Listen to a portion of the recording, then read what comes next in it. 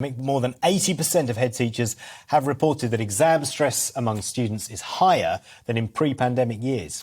Well, as a result of the pandemic, students have been given exam topics ahead of tests, but there will be changes to the grading following higher results in the past 2 years. Well, let's speak now to education consultant Freshta Raper, who joins us now. Very good morning to you.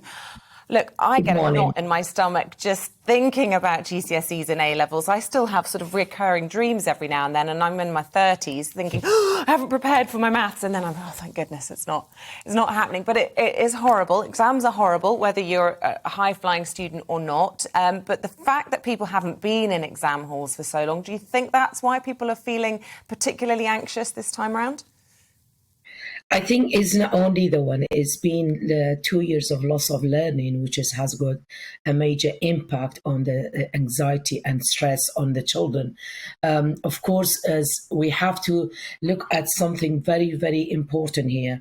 During that 2 years of loss of learning, yes, impacted almost the majority of the student, because we have some high flyer student, and them student, they have support from home, or some student, they have an extra private tuition, but there is one thing missing, the practical. For example, science, there is no practical during those 2 years, and there is a DT, there is a trip for geography, for other subject. These all postponed. That postpone is affecting on the learning of these children. So all these has got a major impact on putting extra anxiety when they didn't have enough practice. And whether we like it or not, during that 2 years, it was a lot of loss of learning. That loss of learning impacted on how we make sure we're going to cope with this one and cope with the updating the student. For example, there are a lot of strategy has been put in place, but it wasn't as effective so far, because those students that they were mainly affected, the majority of the students from disadvantaged area, those students has got a special learning need, had been affected even more. And after coming back,